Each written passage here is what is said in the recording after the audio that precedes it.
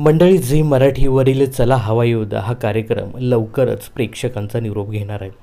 या कार्यक्रमाने बऱ्याचशा विनोदवीरांना एक वेगळी ओळख निर्माण करून दिली।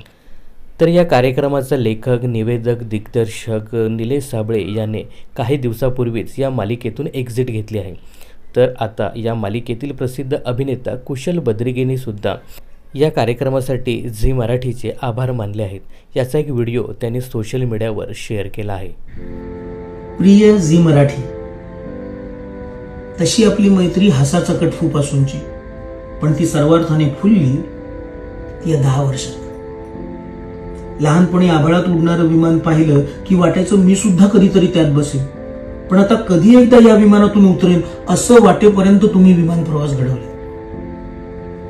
आमच्या सगळ्यांची आमच्या डोळ्यासमोर एकाची 2 घरं आणि घरासमोर 2ची 4 चाकं झाली। नंतर त्याच घरात 2चे 4 हात झाले। मग काहींनी त्या 4 हाताचे 6 हात केले, काहींनी तर अगदी 12 हात केले। पण त्यात तुमचा काही हात नाही, त्यामुळे तो विषय सोडा।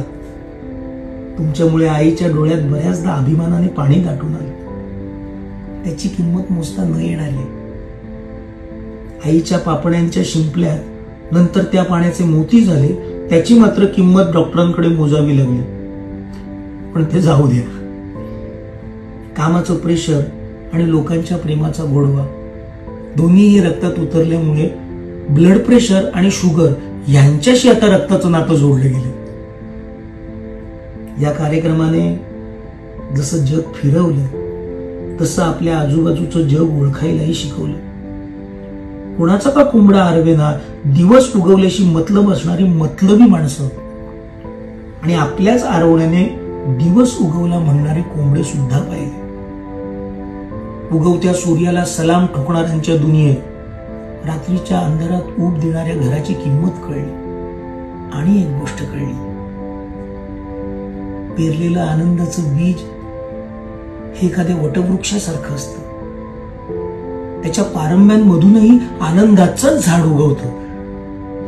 फक्त जमीन सुकता कामा नये, एवढी मात्र काळजी आपण घ्यायला हवी।